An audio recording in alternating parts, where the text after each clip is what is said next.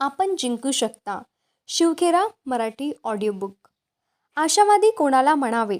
खालील वर्णन आशावादी लोकांना तंतोतंत लागू पडते. खालील वर्णन आशावादी लोकांना तंतोतंत लागू पडते. मनाने इतके कणखर व्हा की कुठलाही आघात झाला तरी तुमची मनशांती ढळणार नाही. भेटणाऱ्या माणसाशी आरोग्य आणि सुख आणि समृद्धीच्या गोष्टी करा. आपल्या मित्रांमध्ये देखील चांगले काही गुण आहेत याची त्यांना जाणीव करून द्या. प्रत्येक गोष्टीची प्रकाशमान बाजू पहा. हाती घेतलेलं काम, परिस्थिती याविषयी आशावादी दृष्टिकोन ठेवा. ते सगळ्यात उत्तम कसं करता येईल याचाच विचार करा आणि उत्तम दर्जाचीच अपेक्षा करत त्यासाठी प्रयत्न करा.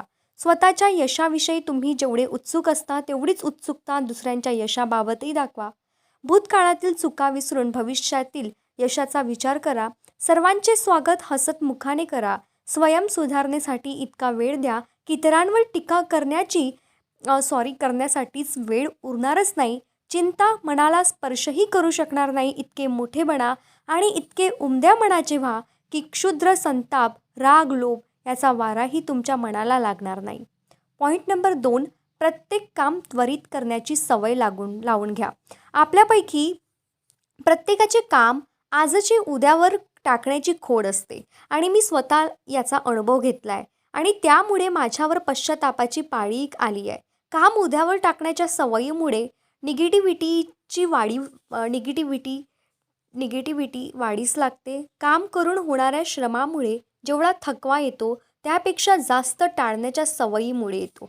कुठलेही काम पूर्ण झाल्यामुळे आनंद आणि उत्साहाचा अनुभव येतो, पण अर्धवट टाकून दिलेल्या कामामुळे एखादे भगदाड पडलेली गडकी टाकी हळूहळू रिकामी व्हावी तशी सारी ऊर्जा निघून जाते. तुम्हाला सकारात्मकता निर्माण करून ती वाढवायची असेल तर तुम्ही वर्तमानात जगण्याची आणि प्रत्येक गोष्ट आज नव्हे तर आताच करण्याची सवय लावून घेतली पाहिजे. चंद्राच्या शीतल छायेत त्याने निद्रा घेतली आणि सूर्यास्ताचा आनंदही त्याने लुटला. हे करीन ते करीन म्हणत आयुष्य जगला आणि एके दिवशी काही न करताच त्याचा ग्रंथ आटोपला. James Albery.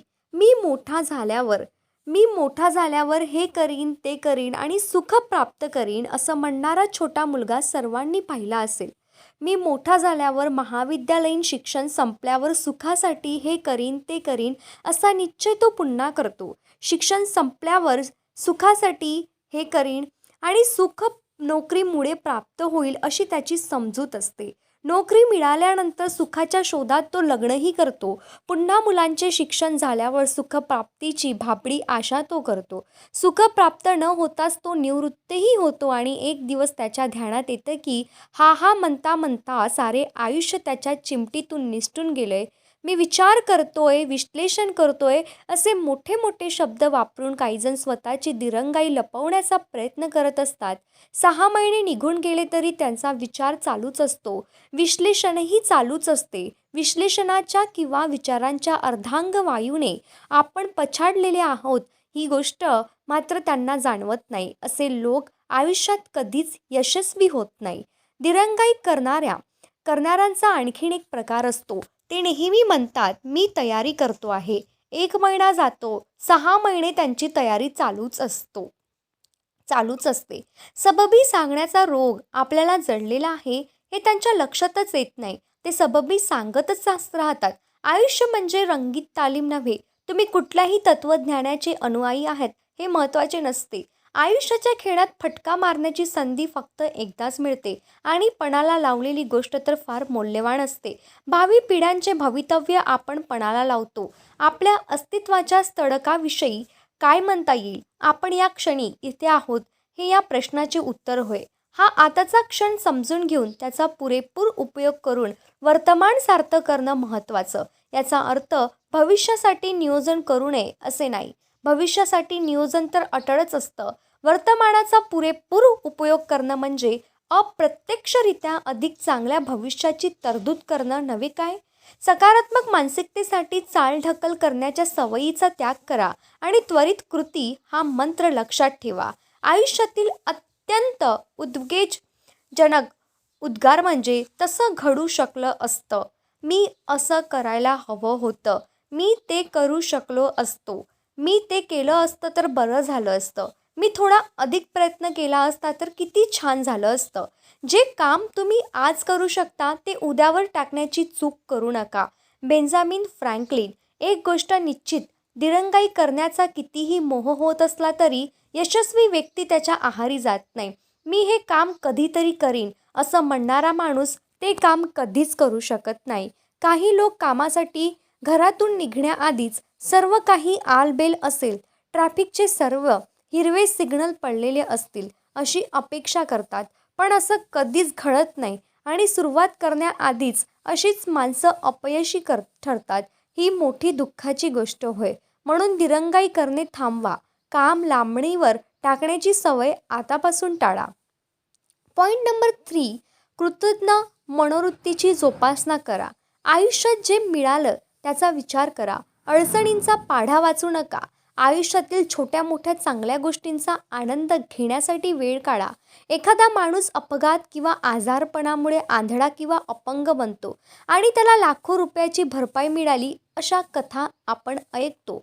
पण आपल्यापैकी किती लोक अशा अपंग व अंध व्यक्तीची जागा घ्यायला तयार होतील? मला वाटतं फारच थोडे लोक याला तयार होतील. जे आपल्याकडे नाही त्याबद्दल तक्रारी करण्याच्या नादात जे आपल्याजवळ आहे त्याकडे आपण पूर्ण दुर्लक्ष करतो. खरं पाहता ज्याबद्दल आपण कृतज्ञता बाळगावी असं बरंच काही प्रत्येकाला मिळालेलं असतं. दुःखाची गणती न करता जे जवळ आहे त्याचा विचार करा. याचा अर्थ आत्मा संतुष्ट बना असा नाही. माझ्या म्हणण्याचा असा गैरअर्थ निघत असेल तर योग्य संदेश पोचविण्यात मी कमी पडलो आणि तुम्ही माझ्या म्हणायच्या सोयीस्कर अर्थ लावलात असे होईल. एखाद्या वाक्याचा अर्थ सोयीस्करपणे कसा लावला जातो याविषयी एक गोष्ट सांगतो. दारूचे व्यसन असलेल्या माणसांच्या एका समूहापुढे बोलायला गेलेल्या एका डॉक्टराची ही गोष्ट आहे. मद्यपान आरोग्याला किती अपायकारक आहे हे प्रभावीपणे दाखवण्यासाठी त्याला प्रात्यक्षिक करायचे होते. त्याच्याकडे 2 बाटल्या होत्या. एका बाटलीत शुद्ध पाणी होते आणि दुसऱ्या बाटलीत शुद्ध अल्कोहोल होते. डॉक्टरने शुद्ध पाण्याच्या बाटलीत एक गांडूळ सोडलं. त्यात ते छानपैकी पोहू लागलं आणि काही वेळाने वर आलं. डॉक्टरने दुसरे गांडूळ अल्कोहोलच्या बाटलीत सोडलं आणि सर्वांच्या डोळ्यासमोर त्या गांडुळाचं विघटन झालं. आपल्या शरीरावरही दारूमुळे असेच परिणाम होतात हे डॉक्टरला दाखवून द्यायचं होतं. या प्रयोगावरून तुम्ही कोणता बोध घ्याल असं डॉक्टरांनी त्या लोकांना विचारलं. मागून असा एक आवाज आला, तुम्ही दारू घेतलीत तर तुमच्या पोटात जंत होणार नाहीत. त्या डॉक्टराला हा संदेश द्यायचा होता? अर्थातच नाही. एखाद्याच्या बोलण्याचा कसा सोयीस्कर अर्थ लावला जातो ह्याचे एक उदाहरण आहे. म्हणजे जे सांगितलं जातंय ते आपण ऐकत नाही. त्यातलं आपल्याला सोयीस्कर तेवढंच ऐकतो. आपण बोलणाऱ्यांच्या शब्दाकडे नीट लक्ष देत नाही आणि त्यामुळे गैरअर्थ निघतात. आपणाकडे असलेल्या अनेक गोष्टींच्या वरदानासारख्या असतात आणि आपण या गुप्त खजिन्यांचा विचार करावा. पॉईंट नंबर 4, सतत शिकत राहा. सुरुवातीलाच काही भ्रम दूर केलेले बरे. सामान्यतः शिक्षण फक्त शाळातून व महाविद्यालयातून मिळतं असं समजलं जातं. मी चर्चासत्रांच्या निमित्ताने अनेक देशात जातो. श्रोत्यांना माझा प्रश्न असतो, शाळा व महाविद्यालय यातून आपल्याला खरोखरच शिक्षण मिळतं का? काही लोकांना मिळतं पण बहुतेकांना मिळत नाही असं उत्तर श्रोते देतात. शाळा कॉलेजातून भरपूर माहिती मिळते. अर्थात शिक्षणामध्ये माहितीची आवश्यकताच असतेच, पण त्याबरोबर शिक्षणाचा खरा अर्थ उमगणंही हेही तितकंच महत्त्वाचं असतं. बौद्धिक शिक्षणाचा प्रभाव विचारशक्तीवर पडतो तर मूल्य शिक्षणाचा प्रभाव हृदयावर पडतो. खरे म्हणजे मनावर सुसंस्कार करू न शकणारी शिक्षण प्रणाली धोकादायक ठरू शकते. आपली कार्यालये, घरदार सर्वत्र उचित कार्यसंस्कृती रुजवण्यासाठी संपूर्ण समाजाच हा पाया सचोटी आणि चरित्र असायला हवा. त्यासाठी चारित्र्य आणि नैतिकता याचा संस्कार करणाऱ्या साक्षरतेची किमान पातळी गाठणे आवश्यक आहे. प्रामाणिकपणा, धैर्य, चिकाटी आणि जबाबदारीची जाणीव यांसारख्या पायाभूत गुणांचा संस्कार करणारे शिक्षण हेच खरे अत्यावश्यक शिक्षण होय. केवळ पुस्तकी शिक्षणापेक्षा मूल्य शिक्षण अधिक गरजेचं असतं. नैतिकदृष्ट्या दिवाळखोरं पण उत्तम प्रतीच्या शैक्षणिक पदव्या मिळालेल्या माणसापेक्षा चारित्र्य संपन्न माणूस यशस्वी होण्याची जास्त शक्यता असते असं मला वाटतं. चारित्र्य आणि नीतिमूल्य यांचे संस्कार हे संस्कारक्षम वयातच करावेत.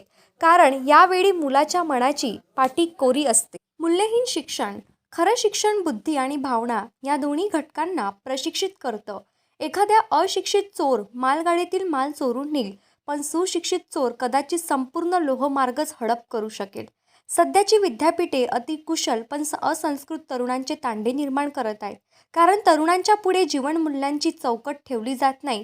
खरं म्हणजे ते आशा आधाराचाच अधिकाधिक शोध घेत असतात. Steven Muller, president John Hopkins university. आपली स्पर्धा ज्ञान व शहाणपणा मिळवण्यासाठी हवी, केवळ परीक्षेतील श्रेणीसाठी नाही. ज्ञान म्हणजे माहितीचा साठा करणं आणि शहाणपण म्हणजे त्या माहितीचा प्रत्यक्ष वापरासाठी उपयोग करण्याची क्षमता असणं. फारसं ज्ञान संपादन न करतानाही अनेक लोक परीक्षेत उत्तम श्रेणी व पदवी मिळवू शकतात. शिकण्यासारखी सर्वात महत्त्वाची गोष्ट म्हणजे कसं शिकावं हे शिकणं.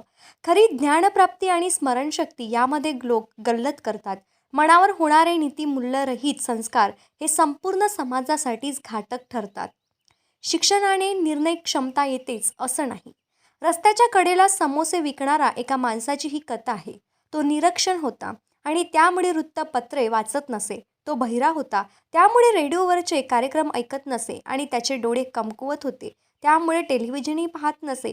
पण रोज भरपूर समोसे तयार करून तो मोठ्या मोठ्या उत्साहाने विकत असे. त्याचा धंदा दिवसेंदिवस वाढत राहिला. धंदा तेजीत असल्याने त्याचा मुलगा त्याला मदत करू लागला. तो नुकताच पदवीधर झाला होता. एके दिवशी मुलाने वडिलांना म्हटले, आता मोठी मंदी येणार आहे, याची तुम्हाला कल्पना आहे का? वडिलांनी उत्तर दिले, नाही, पण तू मला समजावून सांग. चिंतातूर स्वरात म्हणाला मुलगा त्याला म्हणाला, आंतरराष्ट्रीय परिस्थिती फारच वाईट आहे आणि देशांतर्गत परिस्थिती तर त्याहून खराब आहे. या कठीण काळासाठी आपण मनाची तयारी केली पाहिजे.